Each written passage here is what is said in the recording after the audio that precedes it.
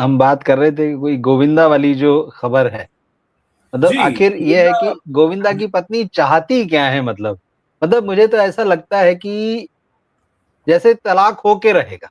एक होता है ना लगातार पुश करना चीजों को, खींचते जाना कि आखिरकार उस मुहाने तक पहुंच ही जाए। जिस तरह से सुनीता आहूजा आजकल इंटरव्यू दे रही हैं और हर इंटरव्यू में कुछ ना कुछ ऐसी बात बोलती हैं कि गोविंदा को चुभती तो होंगी, ऐसा नहीं कि उन तक नहीं पहुंचती हैं, वो और धकेलती हैं। या सिर्फ पब्लिसिटी के लिए कर रही हैं या वाकई सचमुच तलाक लेना ही चाहती, कि क्यों कोर्ट में भी मामला गया था और फिर ये आया कि नहीं नहीं सब सेटल हो गया है। देखिए, बताइए। मैं इसको इस तरह से देखता हूँ। पहली बात मतलब हाँ। बहुत व्यक्तिगत तौर पे मैं देखता हूँ कि इस्तीफ़ा और तलाक कागज़ पर नहीं होता। ठीक। तो इस्तीफ़ा जब हम किसी कंपनी से इस्तीफ़ा देते हैं, जिस क्षण हम सोच लेते हैं अब हमें यहाँ काम नहीं करना, इस्तीफ़ा हो जाता है। तलाक भी वैसा ही बिल्कुल। है, जिस क्षण हम सोच लेते हैं उस क्षण तलाक हो जाता है। अब हम आते हैं इस पर जो सुनीता जी कर रही हैं। जी। सुनीता जी जो भी कर रही हैं, उससे एक बात तो बिल्कुल स्पष्ट है। हम्म। वो जो भी कर रही है उसमें प्रेम का भाव नहीं है और उसमें ठीक। एक अहंकार का भाव है, और अहंकार का भाव दोनों तरफ से दिखता है।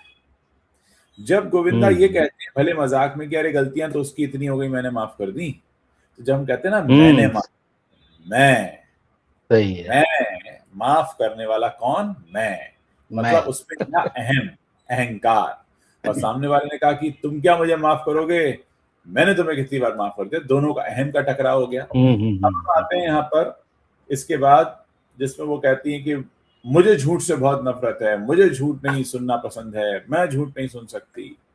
तो इंटरव्यू लेने वाली शायद गायत्री हैं जो पिंक विला के लिए ले रही हम्म। इंटरव्यू, कहा कि आपसे कुछ जी। झूठ बोला गया क्या, तो उन्होंने कहा हाँ शायद बोला गया होगा, यही सोच कर कि मुझे डायबिटीज है और मैं कई बार चीखने चिल्लाने लगती हूँ तो मैं शांत रहूं इसलिए। यानी उन्होंने ये भी कह दिया कि मुझसे झूठ बोला गया, मुझे झूठ पसंद नहीं है। बिल्कुल। फिर उन्होंने ये भी कह दिया कि मुझे गोविंदा जैसा पति तो चाहिए ही नहीं 7 जन्मों के लिए, बिल्कुल बिल्कुल हाँ। मैं तो उसके जैसा बेटा चाहती हूँ पर पति नहीं। हम्म। यानी उन्होंने इस बात को अच्छे से पुख्ता रूप से स्थापित किया, जो गोविंदा के बारे में कही भी जाती है वो बहुत अच्छे बेटे साबित हुए। हम्म। तो कुल मिलाकर ये एक अहम का टकराव है, और ये अहम के टकराव का कारण एक तो स्पष्ट है। वो स्पष्ट ये है कि पब्लिसिटी स्टंट, क्योंकि इसी इंटरव्यू में सुनीता ये भी कहती हैं कि बहुत जल्द मैं अपने पैसे से अपना घर खरीदूंगी, और उसमें गोविंदा का कोई कंट्रीब्यूशन नहीं होगा। इस लाइन पर मुझे इसलिए थोड़ा सा हैरानी हुई कि गोविंदा का कंट्रीब्यूशन तो अभी तक चल ही रहा है। आपके इंट्रोडक्शन में, आपके स्टेटमेंट में, आपके बयान में, हर जगह तो गोविंदा है। गोविंदा को अलग हटाकर सुनीता आहूजा की पर्सनैलिटी अभी तक हम लोगों को पता नहीं है, जब आ जाएगी तब बाद की बात है, लेकिन अभी तक हमने गोविंदा की पत्नी के तौर पर जान रहे हैं। उसमें वो ये भी कहती हैं कि मैंने बहुत बड़ा सेक्रीफाइस किया, शादी के बाद मैं 1 साल तक घर में रही, गोविंदा की फीमेल फैन फॉलोइंग ना गिर जाए इसलिए हमने खुलासा नहीं किया था कि शादी हो गई हमारी। फिर जब पहली बच्ची हुई तब हमने खुलासा किया।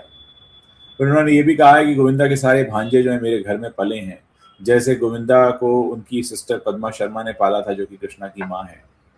फिर उन्होंने कृष्णा के साथ जो उनकी नाराजगी थी उस पर भी बात की कि अरे भाई बच्चे बड़े हो गए हैं, कब तक नाराज रहें। कहीं ना कहीं इस पूरे झगड़े में मुझे 2-3 बातें बड़ी साफ दिखाई देती हैं।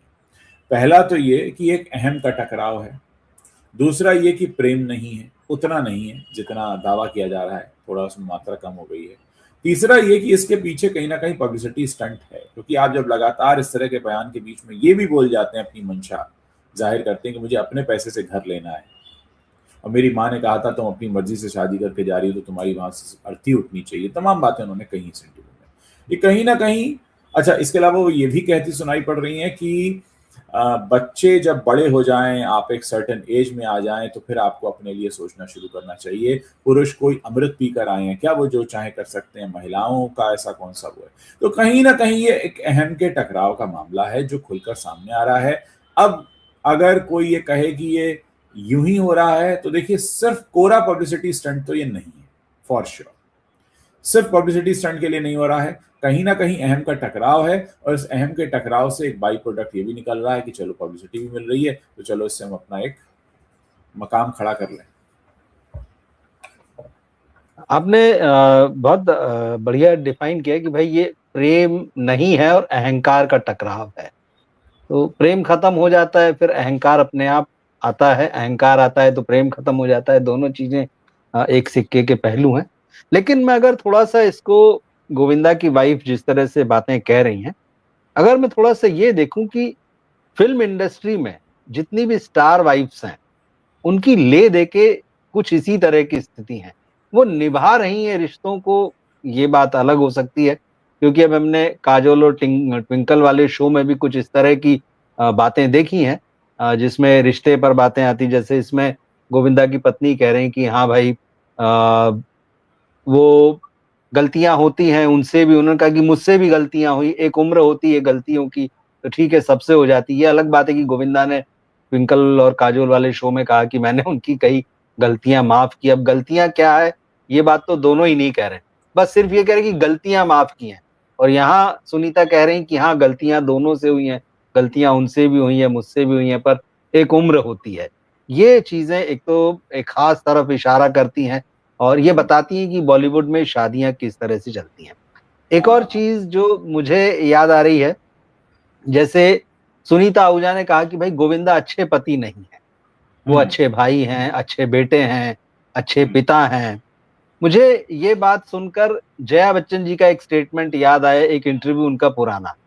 अमिताभ बच्चन के बारे में उनसे जब पूछा गया था कि आप कैसे रेट करेंगी उनको, पिता के रूप में, पति के रूप में, बेटे के रूप में, तो उन्होंने कहा था कि वो सबसे अच्छे बेटे हैं, फिर अच्छे पिता हैं, और पति के रूप में नंबर 3 पर। मतलब ये कहीं ना कहीं मुझे लगता है कि बॉलीवुड की शादियां, हो सकता आम जीवन में भी इस तरह होती हूँ, लेकिन हम अगर सिर्फ बॉलीवुड के संदर्भ में देखें तो ये चीजें निकल के आती हैं कि पत्नियां जो हैं वो पतियों से असंतुष्ट हैं और होती हैं, और उसकी एक बहुत बड़ी वजह ये होती है कि जैसा इसमें भी हमको नजर आया है इस इंटरव्यू में भी, या पिछले दिनों भी जो सुनीता ने बातें कही हैं, मुझसे ज्यादा समय तो वो हीरोइनों के साथ बिताते हैं। अब जब हीरोइनों के साथ हीरो समय बिताते हैं, तो ये बात किसी से छुपी हुई नहीं है कि क्या होता है, और इन फिल्मों के सेट्स पर क्या होता है और उस सेट्स के बाद क्या होता है, और उसकी वजह से कितने रिश्ते, कितने परिवार किस तरह से प्रभावित हुए हैं, कितनी शादियां टूटी हैं। ये सारी चीजें सबको पता है, और किसी का अलग से हमें नाम लेने की जरूरत नहीं है। बात वही होती कि मतलब फिर आप जिधर पर्दा उठाएंगे तो फिर पीछे कुछ आपको वो लगभग एक ही जैसे दृश्य दिखेंगे। तो मुझे एक तरफ ये भी लगता है कि गोविंदा की पत्नी की जो पीड़ा है, वो एक, आप स्टार वाइफ की तकलीफ को आप समझ लीजिए, कहीं ना कहीं वो सबकी कहानी बता रही है। आपको क्या लगता है इसको इस तरह से देखने पर? हाँ बिल्कुल, मैं इसको ऐसे समझना चाहूंगा क्योंकि गोविंदा और सुनीता की कहानी को मैंने कई बार देखा समझा है। देखिए, जी गोविंदा और जी। सुनीता की जब शादी हुई, मेरे ख्याल सुनीता उस वक्त 16 साल की थी और गोविंदा कुछ 23 साल के थे। हाँ, 87 में शादी हुई थी, 87 में 1987 शादी में। हुई है, शायद गोविंदा की पैदाइश 1964 की है, तो करीब 23 साल के हुए। और ये करीब 16 साल की ये भी थी, या हाँ बिल्कुल। 16 या 17 साल की थी, मतलब बेसिकली बहुत कम उम्र के थे। मेरे दोनों कम ये उम्र, कहने का बिल्कुल मतलब है कि हाँ। दोनों बहुत कम उम्र के थे। तो अब हम ये इनके ऊपर जिम्मेदारी नहीं डाल सकते कि भाई तुमने जब शादी की तो सोचा नहीं था, क्योंकि 17, 18 और 20 साल की उम्र में आप ये नहीं सोचते। उस वक्त क्या होता है, प्यार बड़ा मतलब जो पहला प्यार वाला मामला होता है उसमें तो आप बिल्कुल लगभग अंधे होते हैं, आपको तो समझ में भी नहीं आता कि आप कहाँ हैं और क्या करने जा रहे हैं। तो उस उम्र में अगर आप शादी के बंधन में बंध जाते हैं, फिर चाहे आपके पति का प्रोफेशन कुछ भी क्यों ना हो, उस समय तो आपको वही सबसे ऊपर लगता है, लेकिन बाद में स्थितियां परिवर्तित होती हैं और बहुत कुछ और चीजें निकल कर आती हैं। तो डेफिनेटली हाँ, ये एक बात हो सकती है और इस बात का हम उनको बोल सकते हैं कि हाँ भाई, ये एक हिस्सा है उनकी जिंदगी का। लेकिन सारी बातें एक तरफ रखते हुए मैं एक बात कहना चाहूंगा कि कुछ भी चीज अगर हो रही है पति पत्नी के जीवन में और वो खुद ही उसको लेकर बाहर जाते हैं, तो बाहर ले जाने लायक पहली जगह हो सकती है कि वे आप अपने बड़ों के बीच में लेके जाएं, अपने घर के लोगों के बीच में लेके जाएं कि वो आपका सुलह सफाई कराएं। लेकिन आप वहां से ले जाकर चलिए, अगर आप अदालत पहुंचते हैं तो चलिए कानून और तलाक और ये तमाम बातें। लेकिन जो मीडिया के सामने आता है, इसका कौन सा रास्ता है? ये मीडिया के सामने आने का क्या मतलब? मुझे लगता है कि एक होता है ना कि शायद जलील करना, हाँ हाँ हाँ कि हाँ ठीक है अच्छी बात है, मतलब क्योंकि बात तो वो आई ही थी कि अदालत में मामला गया और गोविंदा जो है वो सुनवाई के दौरान नहीं पहुंचते थे, सुनीता पहुंच जाती थी, और लेकिन इस केस को लगातार खींचा गया, फिर किसी तरह से समझौता कराया गया, दोनों साथ में नहीं रहते हैं। तो ये सारी अब बात वही है कि किन्हीं वजहों से हो सकता है कि गोविंदा तलाक न देना चाहते हों, या वो सुनीता के साथ भी नहीं रहना चाहते हैं, जो कि चीज़ें हमको सामने दिखाई दे रही हैं। फिर कहीं न कहीं बात जो है वो एक मराठी एक्ट्रेस जो गोविंदा से आधी उम्र की हैं, उनके साथ अफ़ेयर की भी आ रही हैं। अभी यहाँ भी सुनीता का स्टेटमेंट आ चुका है कि भाई जब आँखों से देखूँगी, रंगे हाथों पकड़ लूँगी, तब मैं कुछ कहूँगी, और आप तो जानते हैं अब मीडिया के बिना लोग कि रंगे मैं कुछ हाथों भी पकड़े तो छुपाती इतना नहीं। कुछ कह चुकी हैं, रंगे हाथ पकड़ के वो क्या बोलेंगी वो? हाँ। तो वाक़ई में तो ये बड़ा एक होता है ना कि तमाशा खुद ही बना देना, ये कुछ उस तरह की चीज़ बनती जा रही है। मतलब ऐसा मैंने पहले नहीं देखा है किसी मामले में। झगड़े होते हैं, झगड़े कभी-कभी सीधे सामने आ जाते हैं कि भाई ठीक है, झगड़ा हो गया, जो कुछ भी हुआ। पर इस तरह से कि एक व्यक्ति एक पार्ट जो 2 पार्टनर उनमें से एक चुप है, दूसरा लगातार उस चीज़ को खींच-खींच के मीडिया में ला रहा है। फिर उसके हाँ, बाद में गणेश चतुर्थी भी आ जाती है, तो फिर वो साथ में दिखते हैं कि नहीं-नहीं सब ठीक है, देखो बाकी तो मीडिया झूठ बोल रहा है। हम लोग तो देखिए यहाँ बच्चों के साथ हैं, गणेशोत्सव मना रहे हैं, बच्चों को लॉन्च करना है, बेटे की फ़िल्म शुरू होने वाली है। ये वो फिर कभी कहते हैं कि अब गोविंदा को बेटी पर भी ध्यान देना चाहिए कि उसका भी घर बस जाए, मतलब ये एक अजीब तरीके का मतलब कि हो कुछ नहीं रहा है लेकिन बस फैलाया जा रहा है। उसका नतीजा कुछ आता हुआ नहीं दिखता है, और उसके बाद फिर बाद में मीडिया पर और मीडिया के लोगों से कहा जाता है, अरे ये तो कुछ भी बोलते हैं। तो आखिरी ये में इसमें ठीकरा दो मीडिया के बड़े सर पे खतरे फूटता है। हैं, मीडिया का इस्तेमाल। इसमें 2 काम हो रहे हैं, एक तीर से 2 निशाने सध रहे हैं। एक तो सुनीता आहूजा को लोग जानने लगे हैं जो पहले नहीं जानते थे। दूसरा, उनका अपना जो भी गुबार है वो निकल रहा है, और कहीं न कहीं वो इस बात को स्थापित करती जा रही हैं कि इस घर में अब एक ही स्टार है, पहले गोविंदा था, अब मैं हूँ। अब मेरी बातें होनी चाहिए। अब मैं इस स्तर पे चली जाऊँगी कि लोग मेरे नाम से इस परिवार को जाने, अभी तक गोविंदा के नाम से जानते थे। खैर, वो उनका अपना निजी फैसला है, उन्होंने अपने घर की बातें हुँ, अपनी मर्ज़ी से, अपनी इच्छा से सबके सामने आकर रखी हैं। अब जब क्योंकि सब कुछ लोगों के सामने आ चुका है, तो ये तो दुनिया का दस्तूर है, लोग दूसरे के घरों में झाँकते हैं और दूसरे का घर का तमाशा बनाते हैं और उस पे चर्चा करते हैं, लोगों के लिए बहुत बढ़िया टाइम पास है। गलत चीज़ है, नहीं होना चाहिए, लेकिन जो हो रहा है दुनिया में हम उसी की बात करेंगे। तो पहल तो उनकी तरफ से ही हुई है। और अब जब इसकी चर्चा होगी तो डेफ़िनेटली तमाम तरह की बातें होंगी, क्या हुआ, क्यों हुआ, कैसे हुआ, किसके सामने हुआ, इसका मकसद क्या है? अच्छा, इस सब के बीच अगर उन्होंने अपना यूट्यूब चैनल नहीं लॉन्च किया होता तो हम ये कह देते कि चलो हुँ। इस सब के बीच यूट्यूब चैनल का लाना, ये कहना कि करण जौहर की टीम की मीटिंग हुई है मुझसे, मैं ट्रेटर्स 2 में आ सकती हूँ, तमाम बातें, मैं अपने पैसे से घर खरीदूँगी, मेरा वीडियो चल रहा है, ये सब बातें जो उसके व्यावसायीकरण की तरफ इशारा करती हैं। यानी आपने अपने घर के झगड़े को सबके सामने लाकर पैसा और शोहरत कमाने की कोशिश की है। ऐसा प्रतीत हो रहा है। सच क्या है वो तो बेहतर यही दोनों जानते होंगे, और ऐसा ना हो कि पता चला कुछ है ही नहीं और हम चलो पूरे देश को बनाते हैं और अपना एक नया मामला खड़ा करते हैं। तो कुल मिलाकर चीज़ें उतनी सीधी हैं नहीं जितनी दिखाई दे रही हैं। वैसी नहीं, बिल्कुल ठीक। मैं बस एक चीज़ और फिर आपसे ये जानना चाहूँगा, बात तो सही है कि हो सकता है कि सुनीता लोगों को एक रास्ता दिखा रही हों, जो लोग हाँ, यूट्यूब पर आकर और पॉपुलर होना चाहते हों कि भाई आप अपने घर के झगड़े बाहर लाइए। लोग देखना चाहते हैं, दुनिया चर्चा करती, मीडिया बात करती है। तो अगर आप कहीं साइड में हों और आपको मेन स्ट्रीम में आना है, तो आप इस तरह से चीज़ें कीजिए। तो चलिए, इसमें जो सुनीता को फ़ायदा होना है, वो हो रहा है, उनकी खूब चर्चा हो रही, खूब बातें हो रही है। हो सकता है जो उनका बेटा है यश, उसको भी एक अच्छा लॉन्चिंग मिल जाए, लोग उसका नाम जान गए हैं फ़िल्म आने से पहले। ये भी एक बड़ी बात होती है कि वो सोशल मीडिया में उस तरह से कहीं भी एक्टिव नहीं दिखता, मगर इस बहाने से लोग जान गए कि अच्छा यशवर्धन आहूजा जो हैं वो गोविंदा और सुनीता के बेटे हैं, फ़िल्म में आने वाले हैं। इन सब के बीच में एक चीज़ आपको क्या लगती है कि क्या इससे गोविंदा को नुकसान हो रहा है? गोविंदा की छवि पर असर पड़ रहा है? क्योंकि वो कमबैक की तैयारी में लगे हैं कहीं न कहीं, और उनकी अपनी शिकायतें हैं फ़िल्म इंडस्ट्री से और पुराने दोस्तों से, वो अलग बात है। लेकिन उन्होंने कहा था कि भई मैं 3 फ़िल्में लॉन्च कर रहा हूँ, फ़िल्म बना भी रहे हैं। इससे गोविंदा को क्या नुकसान होगा आपको लगता है, या फिर इसका फ़ायदा उनको भी मिल जाएगा आखिरी? देखिए, गोविंदा अब उस जगह पर जा चुके हैं अपने करियर के फ़ेज़ में जहाँ से फ़ायदा और नुकसान अ, जो है ना वो दोनों ही एक बराबर हो जाता है। अब स्थिति ये है कि अगर कंट्रोवर्सी में नाम हो जाए गोविंदा का तो कोई कुछ छापने लगे, बात होने लगे, चर्चा होने लगे। लेकिन हम अगर छवि की बात करें, जो उनकी छवि रही एक हीरो की रही, उसको तो डेफिनेटली नुकसान पहुंचा है कि उनके घर में इतना सब कलेश चलता रहा।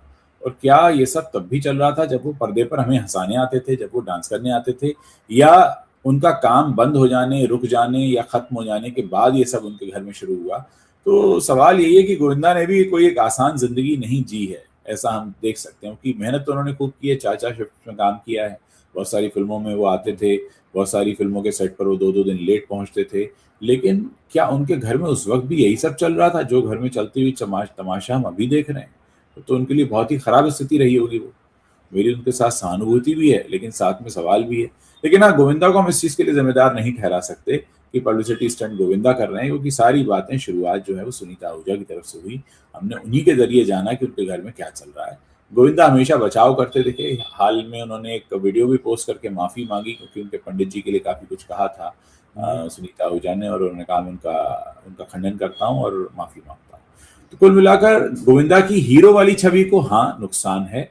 व्यक्तिगत तौर पर मुझे लगता है वो ऐसी स्थिति में है कि अगर थोड़ा बहुत कंट्रोवर्सी हो जाए और उस वजह से लोग चर्चा करने लगे तो हो सकता है एक धमाकेदार वापसी वो कर लें। लेकिन फिलहाल ऐसा होता हुआ लग नहीं रहा है, क्योंकि मुझे नहीं लगता कि वो मानसिक रूप से चैन में है, शांति है। मतलब आपकी बातों से मैं ये समझ पाया हूँ, जो चीजें अभी आपने कही, कि एक एक्टर जो हमको हंसाता रहा, जो एंटरटेनर नंबर 1 रहा, उसके लाइफ की ये कुछ ऐसी ट्रेजेडी है जो शायद हमें पता नहीं थी, और जिसकी तरफ आप संकेत कर रहे हैं कि हो सकता है उस समय भी ये चीजें चल रही हों। दरअसल जो हंसाने वाले होते हैं उनकी लाइफ की ट्रेजेडी शायद यही होती है कि बाहर हाँ, उनका जो एक हंसता हुआ चेहरा दिख रहा होता है, लेकिन असल जिंदगी में कहीं ना कहीं वो बहुत तकलीफ में होते हैं। तो शायद गोविंदा के साथ भी ऐसा ही हो रहा था, और अभी भी शायद ऐसा होता। अब इसमें वही बात है, दो चीजें हो सकती है कि या तो वो बहुत जबरदस्त कमबैक कर लें, और आप हैरान रह जाए कि अच्छा ऐसे भी कमबैक हो सकता है, और हाँ, गोविंदा को फिर हाथों हाथ ले लिया जाए, शायद वो पुरानी जगह भी पालें। या फिर ये भी हो सकता है कि कोई बड़ी ट्रेजेडी, मतलब कि वो पूरा जोर लगा लें और उसके बाद बहुत बुरी तरह से फ्लॉप हो जाए, लोग कहेंगे नहीं ये वो गोविंदा तो है ही नहीं। और इस बीच जो सारा कुछ जो उनकी पत्नी की बातों से हो रहा है मीडिया में, उसका भी बड़ा योगदान हो इस पूरे मामले में। बिल्कुल हम नज़र रखेंगे, क्योंकि हम नहीं चाहते हैं, उसके बावजूद जो है सुनीता आहूजा का कोई इंटरव्यू आ जाता है और फिर हमें हाँ, लगता है कि नहीं, अभी तो इस बार वो कुछ नई बात कह रही हैं, थोड़ा और पहले से आगे कहीं पहुँच गई है, तो फिर हम बात करते हैं। ठीक है, लेकिन मुझे यही लग रहा है कि क्या ये मामला अंततः तलाक तक पहुँचेगा? अब देखते हैं क्या होता है, लेकिन हाँ, मुहाने पर खड़ा है, मैं कह वो सकता चाहे, हूँ, मुहाने पर खड़ा है। हाँ, मुहाने पर मुहाने खड़ा पे खड़ा है। हाँ, बिल्कुल, बिल्कुल, बिल्कुल।